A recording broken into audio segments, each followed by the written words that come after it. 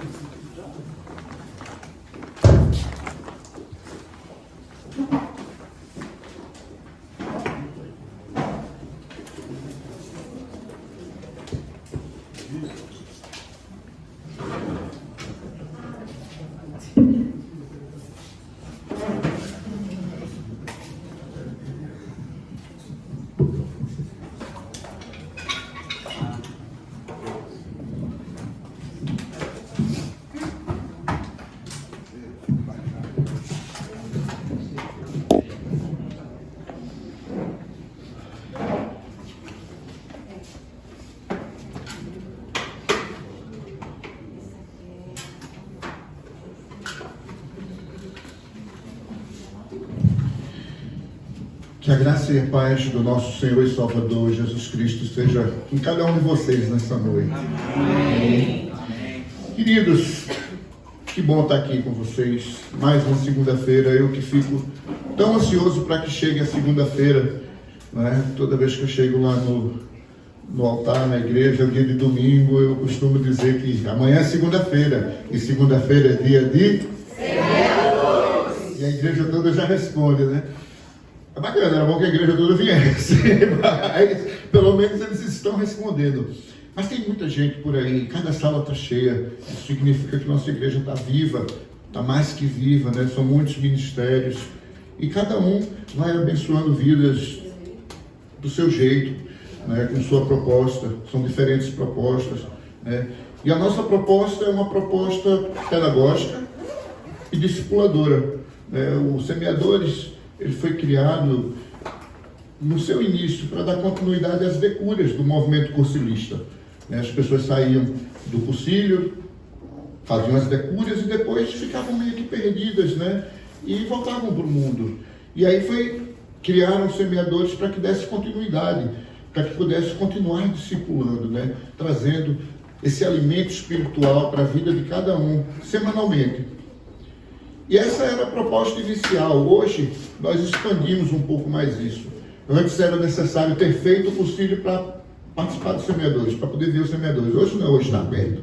A gente entende que quem não fez, aproveita aqui para sentir vontade de fazer e ir lá fazer o cursilho. Então, se alguém ainda não fez o cursilho, já levante a mão, porque a gente já vai dando ficha para que vocês possam fazer esse cursilho, porque é algo maravilhoso. Queridos, eu fui convidado para trazer essa reflexão para vocês pelo pessoal da intercessão, do Ministério de Intercessão. Porque está havendo agora, na nossa igreja, vai acontecer agora, a consagração comunitária. E o tema dessa consagração comunitária que a igreja vai estar fazendo, sendo promovida pelo Ministério da Intercessão, é exatamente o casamento, né? E a associação do casamento ao plano de salvação de Deus.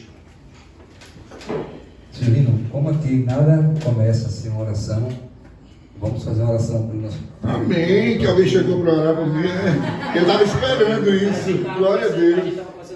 A gente está fazendo isso agora? Amém. Vamos orar, estenda sua mão, por favor, para ele. Ó Pai, ó Deus amado, que o Senhor ilumine o coração de Silvino, do teu filho, que quando ele fala que seja só a tua vontade e o teu amor, que o Senhor coloque no coração dele palavras, sementes que brotem, sementes que germinem em outros corações e que tua palavra seja propagada para o bem de todos, para o amor. Eu te peço, em nome do Filho amado, Jesus Cristo. Amém. Amém. Amém, obrigado. Agora eu estou pronto.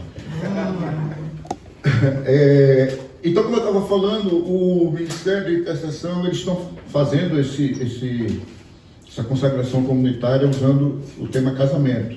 E a semana passada o bispo Dom André Novaes esteve aqui falando sobre o casamento, né? O casamento homem e mulher, e a associação dele com o casamento de Jesus com a sua noiva, né? A igreja. E a reflexão de hoje foi pedida que eu abordasse um pouco mais a nível de preparação da noiva, né? E é isso que nós vamos falar hoje, sobre a preparação da noiva. Mas antes eu gostaria de orar, né? Pai querido, Pai amado, obrigado, Senhor, pelo privilégio de poder levar a Tua palavra para todos presentes aqui nessa noite. Que não venha de mim, mas que venha de Ti, que não saia do meu coração, porque o coração do homem é corrupto, enganoso, mas que venha de Ti, Pai, toda essa reflexão que vai ser levada aos corações dos nossos irmãos hoje. Se alguma coisa que eu falar não estiver de acordo com o que está na Bíblia, que isso seja lançado fora, Pai. Que apenas o que está aqui na Tua palavra possa ser realmente retido nos corações de cada um nessa noite. É o que Te peço, Pai, que eu diminua para que Tu cresças nessa noite. Em nome do Teu Filho amado Jesus. Amém. Mateus 24, 4, 2. É bom vocês manterem os aplicativos próximos, porque a gente vai ver muita Bíblia hoje. Mateus 24, 4, 2. Portanto, amém? Ou misericórdia? Não é aplicativo não, é original. É original mesmo? Muito bem. Mateus 24, 4, 2. Portanto, vigiem, porque vocês não sabem o dia em que virá o Senhor de vocês. Amém? Portanto, vigiem, porque vocês não sabem o dia em que virá o Senhor de vocês. Agora eu queria fazer 3 perguntas a vocês. E não precisam me responder. Simplesmente meditem nessas perguntas. Você está preparado para a vinda do noivo? Segunda pergunta. Como você enxerga o arrebatamento da igreja? Terceira pergunta. Qual a relação do dia do Senhor, ou seja, o dia do arrebatamento, com a cerimônia de casamento do tempo de Jesus? Tentem meditar sobre isso. E agora nós vamos ler o texto base dessa reflexão de hoje, que está em Mateus, capítulo 25, dos versículos 1 a 13. Texto base para a nossa reflexão de hoje.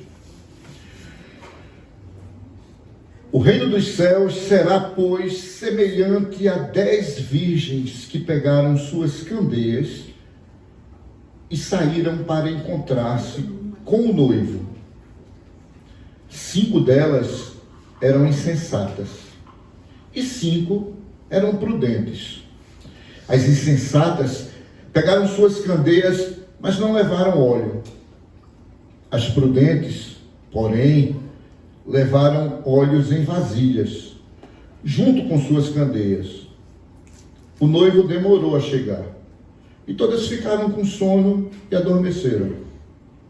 À meia-noite, ouviu-se um grito: o noivo se aproxima, saiam para encontrá-lo. Então todas as virgens acordaram e prepararam as suas candeias. As insensatas disseram às prudentes: dê-nos um pouco do seu óleo, pois as nossas candeias estão se apagando. As prudentes responderam: não, pois pode ser que não haja o suficiente para nós e para vocês. Vão comprar óleo para vocês. E saindo elas para comprar o óleo, chegou o noivo. As virgens que estavam preparadas entraram com ele para o banquete nupcial, e a porta foi fechada. Mais tarde vieram também as outras e disseram: Senhor, Senhor, abra a porta para nós. Mas ele respondeu: A verdade é que não as conheço. Portanto, vigiem, porque vocês não sabem o dia e nem a hora. Essa é a palavra do Senhor e por ela damos graças a Deus. Com toda sinceridade, quem consegue compreender 100% do que esse texto quer dizer? Pode levantar a mão, não tenha vergonha não. Somente um. Só um. 100%. Tudo que esse texto quer dizer, quem consegue compreender? Não 100%, né? Esse texto de Mateus, ele descreve uma das parábolas menos compreendidas entre todas as parábolas contadas por Jesus, né? Que é a parábola das 10 virgens. Para que vocês primeiramente entendam, parábolas são histórias que trazem como, no seu contexto, uma lição de moral, um ensinamento, né? Então, não sei se vocês lembram como os avós da gente contavam a historinha, no final tinha moral da história, aí dava uma lição, um ensinamento, né? Então, isso são parábolas. Jesus contava muita história desse tipo. A gente pode dizer que Jesus era um grande contador de história, né? Ele contava muitas parábolas. Por que ele fazia isso? Porque as parábolas, elas traziam ensinamentos que só quem caminhava com ele conseguia entender. Só quem era discípulo dele conseguia entender. Porque nem todo mundo que acompanhava Jesus, nem toda aquela multidão, era formado por discípulos. Tinha os apóstolos, sim, tinham 12. Tinha os discípulos, tinham vários discípulos. Mas tinham também os curiosos.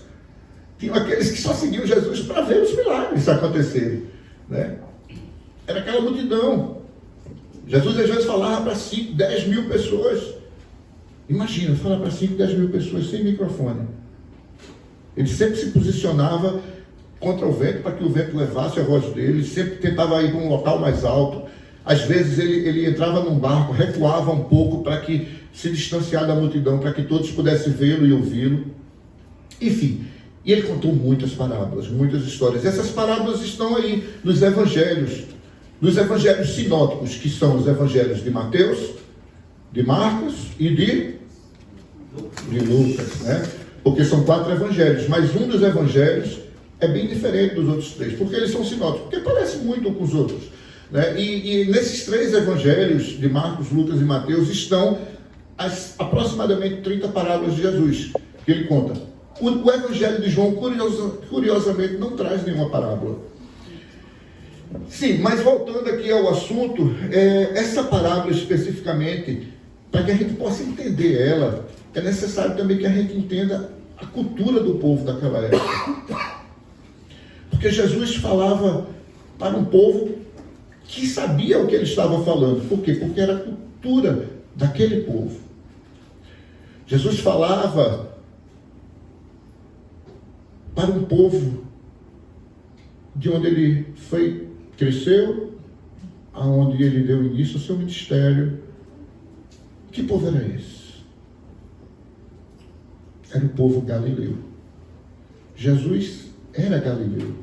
Seus pais eram galileus. Jesus cresceu na Galileia.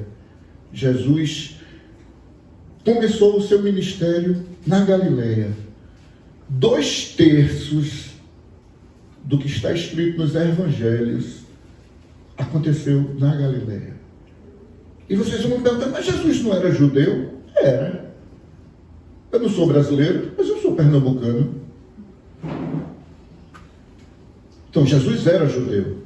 Mas aquela Palestina na época de Jesus era compreendida por 3 principais regiões. Ao norte, a região da Galileia; ao centro, a região da Samaria; e ao sul, a região da Judéia.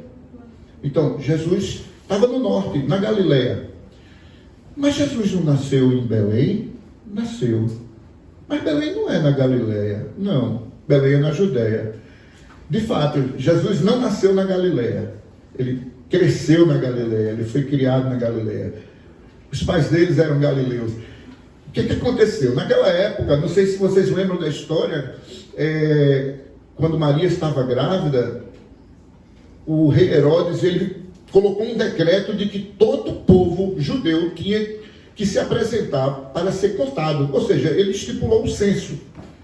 E aquele povo tinha que ir para Jerusalém, as famílias, para serem notificadas, para ser contado. E vocês veem, naquela época, eles não contavam crianças nem mulheres, só contavam os homens, né?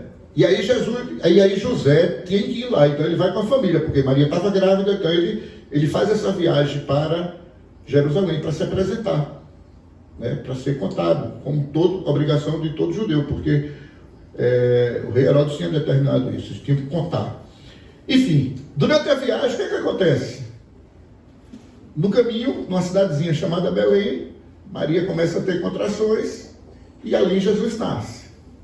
Jesus nasce em Belém, bem próximo a Jerusalém. E quando ele nasce, os reis magos, vocês conhecem a história, vêm honrá-lo, porque eles tinham recebido esse sinal, essa profecia de que iria nascer ali o rei. E eles vêm honrá-lo. Mas a caminho de Belém, seguindo a estrela de Davi, eles passam por Jerusalém. E como uma comitiva de rei é passada, lógico que o rei Herodes recebeu eles no palácio. E pergunta que devo a honra da visita de vocês. E eles dizem, nós viemos saudar o futuro rei que nasceu em Belém. Herodes olhou assim e fez, e foi. Então me diz onde é que está ele, que eu quero ir lá também honrá-lo. Né? Que mentiroso, ele queria era matá-lo. Mas aí os reis magos, eles não fazem isso. Após encontrar Maria e José, eles ofertam os presentes e tudo, e eles recebem um aviso de que não era para voltar para Jerusalém. Então eles seguem caminho, seguem viagem e não passam. Então, desesperado por essa falta de informação, o rei Herodes decreta que toda criança até 2 anos de idade tinha que ser executada. E manda matar todas as crianças. O anjo avisa a José para fugir dali, porque Jesus poderia ser morto. Então, ele foge para o Egito, e somente anos depois, quando o rei Herodes morre, o anjo avisa ele novamente que ele pode voltar para a sua terra. Então, Jesus nasce em Belém, na Judéia, foge para o Egito, depois volta para Galiléia, onde ele cresce, onde ele dá início ao ministério dele. Então, essa é a história, né? Então, Jesus era um galileu. Jesus conhecia a cultura do povo galileu. Todos os seus apóstolos, exceto um, era galileu. A maioria dos seus discípulos eram galileu. 2/3 dos evangelhos se passa na Galileia, no norte. E quem era o apóstolo que não era galileu? Só tinha um. Alguém sabe? Judas, aquele que traiu Jesus. Esse não era galileu. Enfim, então para compreender o que Jesus estava falando, tem que saber um pouco da cultura desse povo galileu. É a cultura acerca do casamento, porque a parábola das 10 virgens fala sobre o casamento, sobre o noivado e o casamento. Então, eu queria contextualizar exatamente o que acontece num casamento do povo galileu.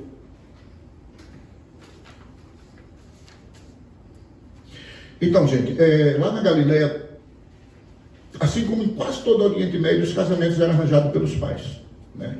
Tudo acertado pelos pais. Mas tinha algumas peculiaridades do povo da Galileia. Primeiro, as famílias se reuniam junto com o noivo e a noiva e procuravam a entrada da cidade, o portão de entrada da cidade. As cidades normalmente eram cercadas por segurança e tinham uma porta.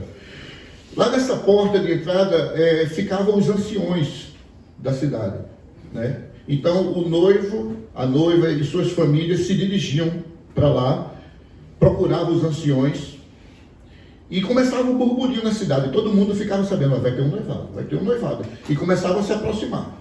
E todo mundo começava a se ajuntar, né? E ali o noivo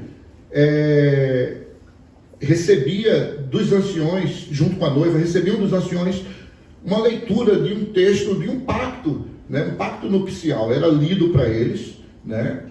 E depois que era lido aquelas palavras para ele, que o ápice do noivado, o momento mais apoteótico do noivado, era o momento em que o ancião dava para o noivo um cântaro, uma botija com vinho e um copo. Naquele momento, o noivo, ele enchia aquele copo, que era conhecido como o copo da alegria, e aquele copo era ofertado à noiva. A noiva, ela tinha a opção de rejeitar aquele copo ou receber aquele copo e tomar. Então o noivo assim fazia, ele enchia e entregava à noiva. Se a noiva recusasse, acabou-se a festa, todo mundo para casa, vida que segue, não tinha casamento, não tinha noivado, não tinha nada. Ou seja, ela tinha o livre-arbítrio de aceitar ou não o noivo. Exclusivamente o povo galileu tinha esse livre-arbítrio. Nas outras regiões não existia essa opção. O casamento era arranjado pelos pais e tinha que ser sacramentado, né? Mas lá na Galileia não, a noiva tinha esse livre-arbítrio. Ela podia receber ou aceitar. Mas uma vez recebendo e bebendo daquele vinho, estava feito o pacto. Estava acertado o pacto. E olha que coisa maravilhosa. Quando era firmado esse compromisso, o pacto, acontecia mais ou menos uma vibração. Todos ficavam felizes, né? A noiva aceitou o noivo. E o noivo, uma vez firmada a aliança, dizia para a noiva o seguinte: ele bebia do mesmo vinho que ela bebeu e dizia para ela publicamente o seguinte: você agora está consagrada a mim. Só voltarei a beber desse vinho quando eu for lhe buscar para a casa do meu pai. O noivo, ele oferece o vinho para a noiva para firmar o compromisso da aliança. Jesus, vamos começando a linkar as coisas, a ver a comparação de uma coisa com outra. Jesus oferece o vinho aos seus discípulos na última ceia para firmar a nova e eterna aliança. Ali, Jesus estava fazendo um pacto com sua igreja, como o noivo faz um pacto com sua noiva. Até hoje, Jesus nos oferece esse mesmo cálice de vinho, até os dias de hoje, para que firmemos aliança com Ele. Mas assim como a noiva da Galileia, nós temos também o livre-arbítrio de recusar esse vinho ou receber e tomar esse vinho. Abra Mateus 26, de 27 a 29. Mateus quanto? Mateus 26, de 27 a 29. Amém? Amém. Então tomou o cálice de vinho e agradeceu a Deus. Depois entregou aos discípulos e disse: cada um beba dele, porque este é meu sangue, que confirma a aliança. Ele é derramado como sacrifício para perdoar os pecados de muitos. Prestem atenção ao que eu lhes digo. Não voltarei a beber vinho até aquele dia em que, com vocês, beberei vinho novo no reino de meu Pai. Olha, foi que o noivo disse para a noiva, quando ele firmou o pacto: só voltarei a beber deste vinho quando estiver na casa do meu Pai. O que é que Jesus diz à sua noiva, ou seja, à sua igreja? Não voltarei a beber vinho até aquele dia que com vocês beberei vinho novo no reino do meu Pai. Coincidência não. É porque o plano de salvação de Jesus, de Deus, está sendo simbolizado através de uma cerimônia de casamento do povo galileu. Então, após firmar aquele pacto, o noivo e a noiva, eles se separam. O noivo vai para a casa do pai dele, a noiva vai para a casa dela, né? E eles só vão se ver novamente no dia do casamento. No dia em que o noivo virá buscar a sua noiva. Quando Jesus ascendeu aos céus, ele disse que voltaria quando viesse buscá-los. No dia que Jesus virá buscar a sua igreja, esse dia que Jesus virá buscar a sua igreja é o que nós chamamos de arrebatamento. É o dia do Senhor. Mas mais na frente eu vou falar sobre arrebatamento, né? Eu queria falar agora um pouco sobre a preparação do noivo e da noiva. O noivo Galileu, quando ele se separa da noiva naquele momento, o que é que ele faz? Ele vai para a casa do pai dele e ele vai preparar uma morada para sua esposa. Ou seja, ele vai construir um quarto na casa do pai dele, fazer um puxadinho. E ele vai comprar móveis, ele vai montar toda a sua estrutura para viver ali com sua futura esposa. Essa é a preparação do noivo. Ele vai viver com sua noiva na casa do seu pai. Era assim que a cultura do povo galileu na época. Veja o que é que diz aí no Evangelho de João, capítulo 14, versículos 2 e 3. Evangelho de João, capítulo 14, versículos 2 e 3. João 14, 2 e 3. Na casa do meu pai há muitos aposentos. Se não fosse assim, eu lhes teria dito: vou preparar-lhes lugar. Se eu for e lhes preparar lugar, voltarei e os levarei para mim, para que vocês estejam onde eu estiver. Amém? Amém. Jesus está se comprometendo a ir preparar a morada na casa do seu pai. Porque lá tem muitas moradas. Para vir buscar a sua noiva, para vir buscar a sua igreja, para vir buscar vocês, para nos vir buscar. E a noiva? Como a noiva se prepara? A noiva Galileia, ela volta para casa e vai se preparar para o casamento, providenciar vestido, outros acessórios, junto com as madrinhas, né? Era tradição na época ela reunir 10 madrinhas, 10 virgens como ela, para, junto com ela, receber o noivo, esperar a chegada do noivo. E a noiva igreja? Como é que a noiva igreja se prepara? Cabe à igreja se preparar espiritualmente para esse grande dia, o dia em que o noivo virá nos buscar. E quando o noivo vai vir buscar a gente? Quando? Olha, segundo a tradição do povo galileu, e isso é fato, cabe ao noivo preparar uma morada para a noiva. Já falei isso. Mas cabe exclusivamente ao pai do noivo determinar o dia e a hora em que ele deve ir buscar a sua noiva para o casamento. É por isso que Jesus diz aos seus discípulos que ele voltará para buscá-los, mas só o pai sabe o dia e a hora. Ou seja, ninguém, nem os anjos do céu, nem Jesus mesmo, ninguém sabe o dia e a hora que ele vai voltar. Somente Deus Pai, somente o Pai. Assim como na cultura do povo galileu, o próprio noivo não sabia, era o pai que determinava. Ele preparava a casa toda, ele deixava tudo pronto, estava tudo pronto. Pai, eu quero ir buscar minha noiva, já está tudo pronto. E o pai diz: eu lhe direi a hora. Fique quieto. Quem diz a hora sou eu. E ele dormia ansioso, e numa certa hora, o pai acordava o filho e dizia: vá buscar sua esposa. Mas só quem determinava isso era o pai, na cultura do povo galileu. E não é diferente no plano de salvação do Senhor. É isso que ele diz, né? Abram aí Mateus 24, 36. Evangelho de Mateus 24, 36.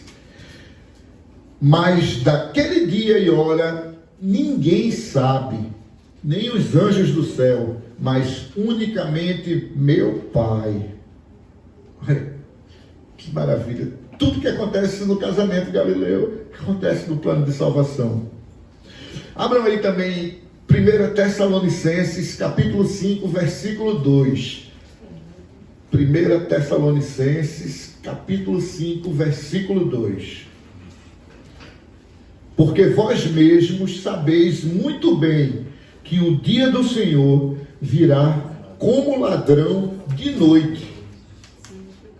Será que Jesus está dizendo que vai voltar de noite? Eu acho que não. Porque de noite, talvez, se ele chegar em Jerusalém de noite, aqui vai ser dia. O que é que Jesus quer nos dizer com isso? É que ele vai vir de surpresa. Não vai avisar.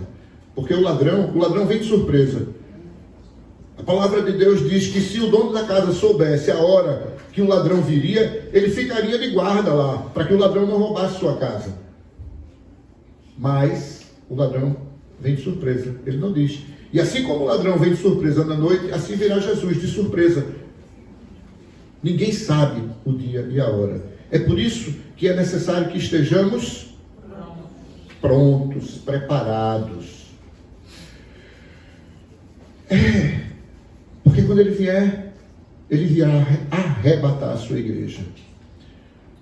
Na cultura galileia, quando o noivo ia buscar a sua noiva, veja que como é tudo muito idêntico, né? O noivo, uma vez que o pai dissesse, vá buscar a sua noiva, ele pegava os padrinhos, pegava o seu chofar, que era uma espécie de trombeta, e começava a tocar pelo meio da rua, junto com os padrinhos, e saíam em caravana para ir buscar a noiva. Jesus também vai vir ao som de uma trombeta. É isso que diz o livro de Apocalipse. Então, ao som da trombeta, ele vai buscar sua noiva junto com os padrinhos. Ao som da trombeta, Jesus virá buscar a sua igreja junto com os anjos. E ao chegar na casa da noiva, a noiva sai e ela é colocada numa liteira. Você sabe o que é uma liteira? Liteira é uma espécie de uma cadeira onde as pessoas pegam do lado, outro pegam na frente, suspende e saem andando com a pessoa no alto. Era muito comum naquela época. Os reis, as rainhas vinham na liteira, né? Eles não andavam na rua. Alguém carregava, os servos carregavam ele. Então a noiva é colocada na liteira, ela é levantada. Ou seja, eles chamavam de voar a noiva, levantar a noiva, arrebatar a noiva. E é isso que vai acontecer com a noiva, vai ser arrebatada, nós vamos ascender, nós vamos ser colocados na liteira celestial. Amém? Então, gente, esse arrebatamento virou uma coisa muito polêmica, porque muita gente se preocupa, quando será que ele virá? E aí gerou um grande debate teológico. A teologia hoje, ela discute muito essa questão do arrebatamento, né? Existe um grupo que é pré-tribulacionista, ou seja, eles acreditam que o arrebatamento acontecerá antes da tribulação, que é falada no livro de Apocalipse, né? Que vai ser um período de 7 anos de muito sofrimento e tal, tudinho. Então, 33% dos cristãos acreditam que a igreja vai ser arrebatada antes de que haja todo esse sofrimento. Eu peço a Deus que sim. Mas um outro percentual, um grande percentual, também acredita que a igreja vai passar pela tribulação. São os pós-tribulacionistas. E um bom percentual também acredita nisso. Agora o que me espanta, e também tem alguns que acham que vai ser durante a tribulação. São os mid-tribulacionistas. Agora o que me espanta é que 25% dos cristãos não acreditam no arrebatamento literal. Eles não acreditam. Por que? Eu não sei, porque está escrito aqui, quer ver? 1 Tessalonicenses, capítulo 4, versículos 16 e 17. Porque o mesmo Senhor descerá do céu com alarido e com voz de arcanjo e com a trombeta de Deus. E os que morrerem em Cristo ressuscitarão primeiro. Depois nós, os que ficarmos vivos, o que estivermos vivos, seremos arrebatados juntamente com ele nas nuvens, a encontrar com o Senhor nos ares, e assim estaremos sempre com o Senhor. Aqui está escrito. Nós vamos ser arrebatados, vamos encontrar com Cristo nas nuvens, nas alturas. Vamos ser elevados, assim como a noiva na liteira. Mas uma boa parte não acredita nesse arrebatamento literal. E aí sempre houve um debate muito acalorado sobre essas questões escatológicas. Afinal de contas, escatologia, que é a ciência que estuda os últimos dias, né, é uma parte da teologia muito pouco compreendida. São dois temas que são muito poucos compreendidos pela igreja. Pneumatologia, que é o estudo do Espírito Santo, e escatologia, que é o estudo do fim dos tempos. E escatologia é pouco compreendido porque é pouco pregado. É muito pouco pregado. Raramente alguém fala de algum tema escatológico num púlpito, em qualquer igreja. É pouco compreendido porque as pessoas evitam falar. É pouco pregado, né? É pouco, muito pouco pregado. Só quem sabe de escatologia, quem procura saber de escatologia. Verdade.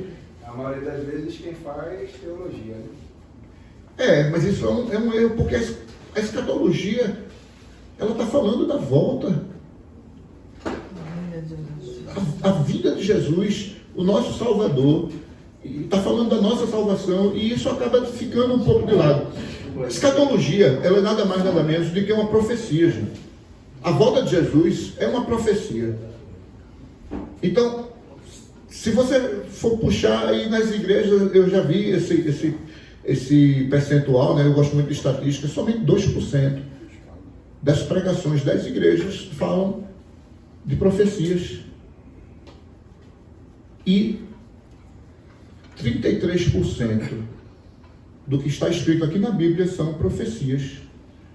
Não dá para desprezar 33% do que está escrito na Bíblia. 33% da Bíblia fala de profecias. E somente 2% dos pastores das igrejas pregam sobre profecias. E, acima de tudo, escatologia. Então, a gente precisava muito mais pegar nesse assunto, porque é algo muito importante. Negar as profecias é negar a existência de Deus. Afinal de contas, Deus falou com o povo através de profetas durante todo o Antigo Testamento.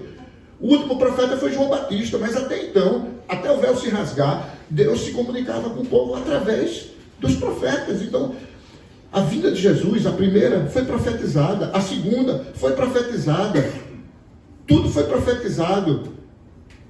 O profeta Daniel, ele tem o que nós chamamos das 70 semanas de Daniel, são 70 profecias, 69 já se cumpriram.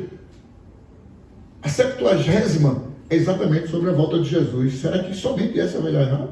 Será que essa parte de evitar falar sobre, vamos supor assim, a segunda volta de Jesus, seja já no intuito de não haver essa divisão na igreja, como você mesmo disse, tem vários pensamentos, então seria, aqui mesmo na igreja, né, sem citar nomes, eu tenho de 3 a 4 pastores que pensam totalmente diferente. Então, um poderia pregar de uma forma, o outro poderia pregar de outra, e isso poderia confundir muito mais do que ajudar ou não. Talvez num ambiente em que fosse de sala de aula, talvez isso pudesse criar divisões, mas no púlpito, na igreja, você não precisa polemizar.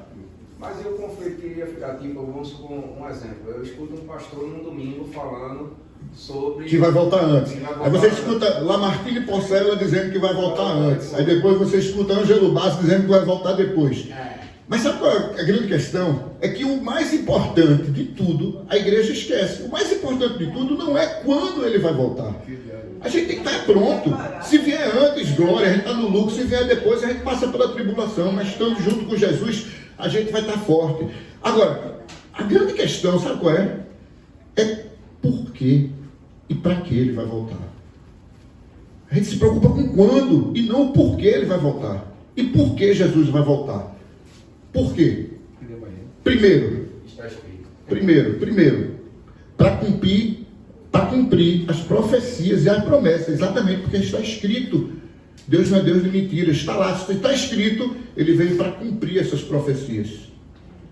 Segundo, ele veio para salvar a humanidade da completa destruição. Por quê? o mundo jaz sob o maligno. E tudo que Satanás quer é nos destruir. E ele veio para salvar. Ele veio para nos livrar dessa destruição.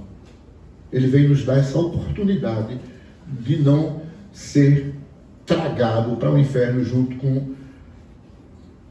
com Satanás. Terceiro, ele veio para ressuscitar os que estão mortos e transformar os que estão vivos em imortais. Porque nós não fomos feitos para a morte. Nós éramos seres imortais até a queda do homem. Quando Deus fez Adão e Eva, ele não fez Adão e Eva para que eles morressem, não. Mas nós, devido à queda, devido à desobediência, a morte entrou no mundo. Quando Jesus voltar, não vai haver mais morte. Nós vamos viver para sempre, a eternidade. A eternidade é isso. É a ausência da morte. Não vai haver morte. Quarto, Jesus vai vir para se manifestar gloriosamente por honra e vindicação. Você sabe o que é vindicação? Vindicação é vir ocupar o lugar que é dele. Ele veio buscar o lugar, ocupar um espaço que é dele, de Jesus. O mundo já é sob o maligno, mas esse mundo não é do maligno, não é de Satanás. Esse mundo é de Jesus. Satanás, ele entrou aqui, mas esse mundo é de Jesus e ele virá. A palavra diz que Satanás é o príncipe desse mundo, mas Jesus é o rei e ele vai voltar para reinar. São 1000 anos de reinado de Jesus, até que nós definitivamente possamos ir para a eternidade. Esse seria o milênio, não é isso? Depois do milênio, exatamente. E a gente vai para a Jerusalém Celestial, onde moraremos para sempre lá. Mas a partir do momento que Jesus vier, nós já teremos os nossos corpos glorificados. Amém? Quinto, ele vem para governar como rei sobre todas as nações. Jesus vai botar ordem nessa bagunça que está no mundo. Porque o mundo está uma bagunça. E ele vai vir botar ordem nisso mesmo. Ele vai governar sobre todas as nações. E sexto, ele vai vir para libertar definitivamente e exaltar Israel. Gente, muito ódio existe contra Israel. Desde o início. Porque Israel é o povo de Deus. Então Jesus vai vir para exaltar Israel também. Então a gente não tem que se preocupar muito quando será a volta. A gente tem que se preocupar por que ele está voltando. E se preparar para isso. Quando será essa volta? É relevante. Aí fica o povo brigando. Eu sou pré-tribulacionista, eu sou pós-tribulacionista, eu não sei o quê, eu sou arminiano, eu sou calvinista. E Kiko? Eu sou de Deus. Amém. Aleluia. Acabou-se. Então, gente, a parábola que nós lemos há pouco, a parábola das 10 virgens, ela é um alerta para esse dia do Senhor. É um alerta para o dia do arrebatamento. E toda essa parábola está baseada num casamento galileu, que foi exatamente isso que nós falamos. De um casamento galileu, de um noivado e casamento do povo de Jesus, que era o povo galileu. Quem é o noivo da parábola? Quem é o noivo da parábola? Senhor. Jesus. Quem é a noiva? A igreja. E as madrinhas? Quem são as madrinhas? As 10 virgens. Quem são?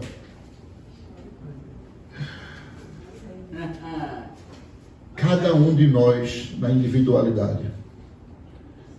A noiva é a igreja como um todo. Nós somos a igreja no coletivo. Nós somos a madrinha na individualidade. Individualmente, nós precisamos estar pronto para que a igreja como um todo esteja pronta. Porque quando Jesus voltar, nem toda a igreja vai estar pronta.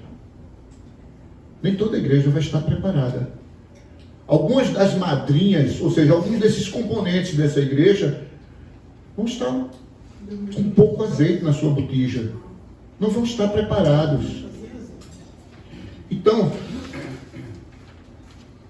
se o noivo chega de repente, e ele vai chegar de repente, e você não está preparado, você vai ficar do lado de fora da festa. Você vai perder as bodas. E não adianta bater na porta, não adianta ficar Senhor, Senhor, Senhor, porque ele vai dizer, não te conheço. Não te conheço. Tem uma parte da Bíblia em que Jesus fala que vai dividir a igreja entre bodes e ovelhas. Vocês querem ser ovelhas ou bode? Porque os bodes vão entrar. As ovelhas vão entrar, os bodes vão ficar de fora. Então, a minha oração é para que sejamos ovelhas, para que estejamos prontos, para que estejamos com nossas botijas cheias de óleo, as nossas lamparinas cheias de óleo. Mas tenha um bom ânimo, porque ainda está em tempo. Ele ainda não voltou. Pode ser que ele volte hoje à noite, mas ele ainda não voltou. Mas antes que possamos dizer Maranata, ou seja, vem Senhor Jesus, é bom que estejamos prontos. É bom que estejamos abastecidos desse azeite. E como podemos nos preparar para isso? Como é que a gente pode ficar pronto? O que é que a gente precisa fazer para ficar pronto? Toda caminhada começa com o primeiro passo. E qual é o primeiro passo? Aceitar Jesus como Senhor e Salvador da sua vida. Amém? Amém. Esse é o primeiro passo. Uma vez aceitando Jesus como Senhor e Salvador da sua vida, aí vem uma preparação. É necessária essa preparação. E essa preparação, ela acontece aqui nos semeadores. Ela acontece no culto. Ela acontece ali na escola de oração.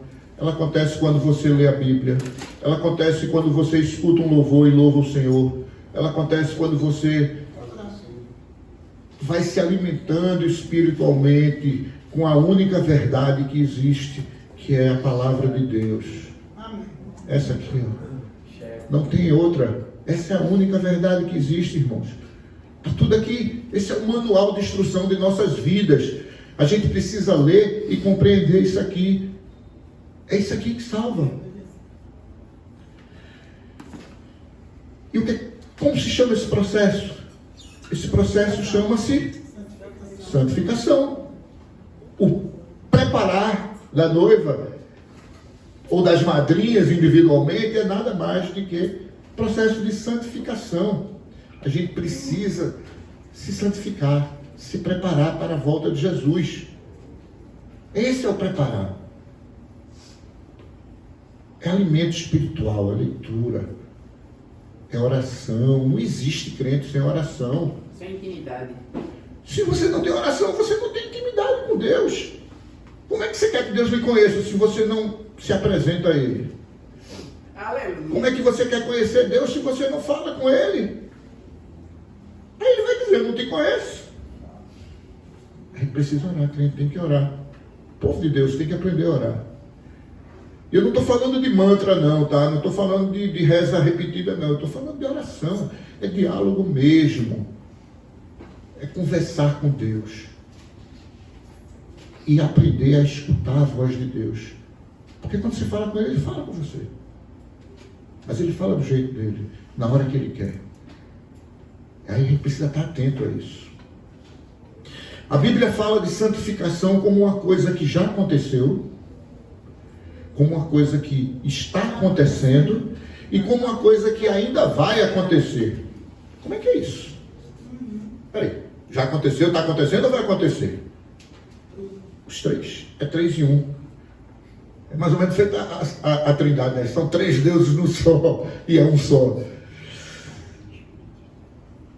Então a santificação, ela acontece quando nós fomos santificados. E quando nós fomos santificados? Na hora em que você aceitou Jesus como Senhor e Salvador da sua vida. A sua vida passa a ser dedicada a Deus a partir daquele momento. não mais ao pecado, não mais ao mundo. Sua vida passa a ser dedicada a Deus. Aos poucos você vai deixando de achar graça nas coisas do mundo e começar a se deleitar das coisas de Deus. Porque uma vez santificado, aceitando Jesus, você passa a ser santo. E santo significa separado. Você está separado das coisas que separam você de Deus. Você está separado do pecado. Você passa a ser santo. Mas a Bíblia também diz que nós estamos sendo santificados a cada momento. Gente, a santificação é um processo contínuo. Ela aconteceu, mas ela continua acontecendo e vai acontecer a cada dia, a cada vez que você vem nos semeadores, a cada vez que você vai no culto, a cada vez que você vai escutar uma palestra, uma palavra que esteja exaltando Deus, a cada vez que você lê a Bíblia, a cada vez que você ouve um louvor, a cada vez que você faz com que Deus tenha a sua imagem refletida através do seu agir. Cada vez que você faz isso, Deus vai santificando você aos poucos. Ele vai trabalhando em você. É como aquela historinha do vaso novo. Ele quebra aquele vaso, ele vai remodelando o vaso, ele vai criando um vaso novo em você. Então todo aquele vaso velho, sujo, feio, que ele quebra, e assim como um artesão, ele vai moldando o barro, ele vai construir um vaso novo na sua vida. Você passa a ser um vaso novo. E a minha oração é que Deus esteja sempre nos remodelando, para que sejamos cada vez mais vasos novos em Cristo Jesus. Ele vai mostrando áreas da nossa vida que precisam ser transformadas, e vai transformando um pouco. É um crescimento, é uma caminhada. A gente vai crescendo em santidade, a gente vai se santificando cada vez mais.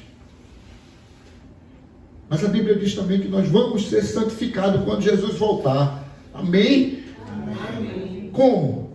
Quando Jesus voltar, nós seremos completamente santificados, livres de todo pecado e impureza. Quando Jesus voltar, nós teremos um corpo glorificado e viveremos eternamente com Cristo. Amém. Amém. Quem fez cursilho aqui? A maioria já fez, né? Quem não fez? Só quem não fez agora? Olha, tem muita gente precisando de ficha aí. Ainda tem cursilho feminino esse ano, né? Dia 25 tem cursilho feminino, as mulheres podem aproveitar. Os homens só para o ano agora. Mas quem fez cursilho, lembrem daquele banquinho, né? O banquinho de três perninhas do banquinho. Quais são as 3 perninhas do banquinho? Oração, estudo e ação. Gente, o banquinho do cursilho, ele é exatamente tudo que nós precisamos para que haja esse processo de santificação. Primeiro, estudo. A gente tem que estudar. A Bíblia não é um livro qualquer para ser lido. Ele tem que ser estudado e entendido e seguido. Então, estudo é fundamental.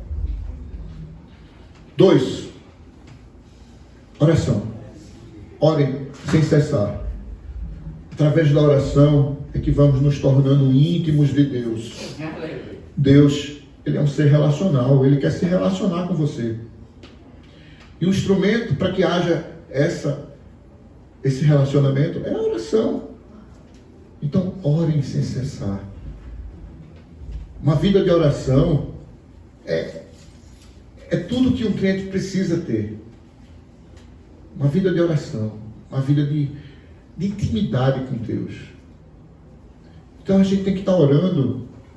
Existe, lógico, um momento de uma oração, como Jesus fala, vá no seu secreto e ore, tá? Mas você pode orar caminhando, você pode orar almoçando, você pode orar jogando, você pode orar em pensamento, fazendo qualquer coisa. É você estar sempre em conexão com Deus. Se você está dirigindo um carro e tem uma bifurcação, esquerda ou direita, e você não sabe que caminho tomar, Senhor, pega esquerda ou pega direita. Isso é uma oração, você está pedindo um direcionamento a Deus. pastor Silvano conta uma história muito engraçada. Ele disse que uma vez ele quando sai da casa dele, ele tem uma bifurcação logo em frente, esquerda ou direita. Aí ele perguntou, disse, Senhor, e aí, eu pego a esquerda ou pego a direita? Aí o Senhor disse, ele pega a esquerda, ele foi pela direita. Por quê? Porque pela direita era um pouco mais rápido. Disse, eu vou pela direita, Senhor, porque eu estou atrasado mesmo. Resultado, quando chegou lá na frente, estava tendo um bloqueio, um acidente, não sei o que era, ele teve que voltar o caminho todinho para pegar a esquerda. A gente tem que estar atento a escutar o que Deus manda fazer. Isso é porque às vezes a gente quer fazer as coisas do coração do homem enganoso. Então às vezes ele quer fazer as coisas por nós mesmos e acaba quebrando a cara. Quebra mesmo. E como quebra? Terceiro, ação. É preciso agir. Gente, não basta ter fé. A gente tem que transformar essa fé em obras. O irmão de Jesus, Tiago, ele escreve uma carta lá no Novo Testamento e ele diz que a fé sem obras é morta. Do que adianta? Ele até escreve mais, ele diz assim, chega uma pessoa para lhe pedir ajuda, para lhe pedir comida, para lhe pedir agasalho, para lhe pedir algo que ele está precisando, e você diz, vai em paz, que Deus vai lhe dar tudo que você precisa, amém, querido, vai em paz. Gente, se aquela pessoa chegou até você, é porque Deus mandou ela ir até você, porque Deus usa a sua igreja para ajudar seus filhos. Pecado é omissão. Aí você diz, vai em paz, que Deus vai lhe suprir de tudo. Não, quem tinha que suprir era você, foi ele que pediu. O cara não foi atrás de oração, não, ele foi atrás de comida. Jesus sabia muito bem disso. Tanto é que ele teve a preocupação de multiplicar pães e peixes para alimentar uma multidão, porque eles iam estar com fome. E a palavra de Deus é um alimento espiritual, mas a gente sabe que é necessário também ter alimento para o corpo.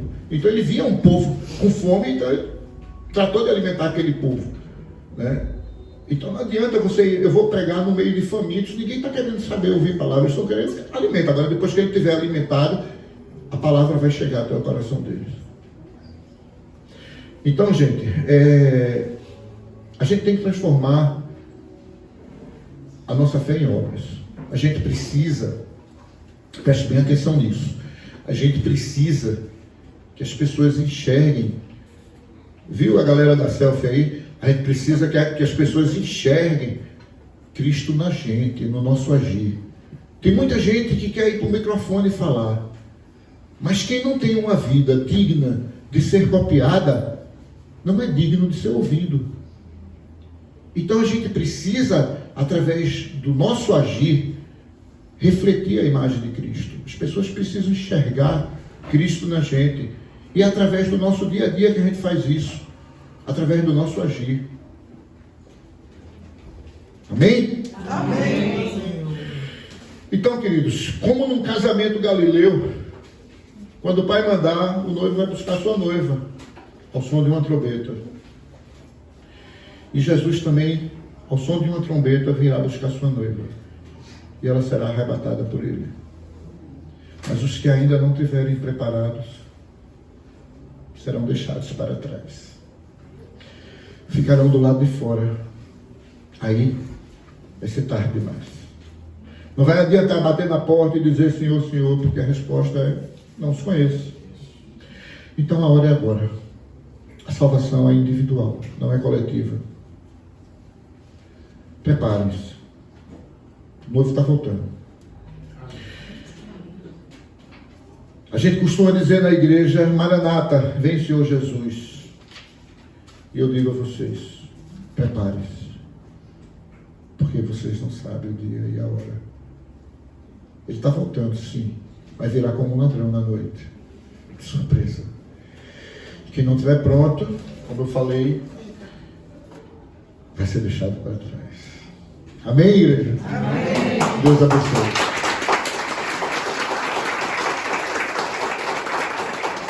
Amém, amém, amém. Bastante enriquecedor. Que maravilha, né? Eu acho que todo mundo já sabe a dinâmica do semeador. Tem hora de fazer as perguntas, né? Diferente do culto. A gente aqui pode fazer pergunta, pode perguntar E o nosso preletor aqui vai tirar nossas dúvidas agora. Agora é hora da perguntas e respostas. Gente, só pode pergunta fácil, viu? E não tem nem pastor Luna nem está aqui hoje para me salvar. Ali, quem mais? Fique à vontade. Bora começar. No caso,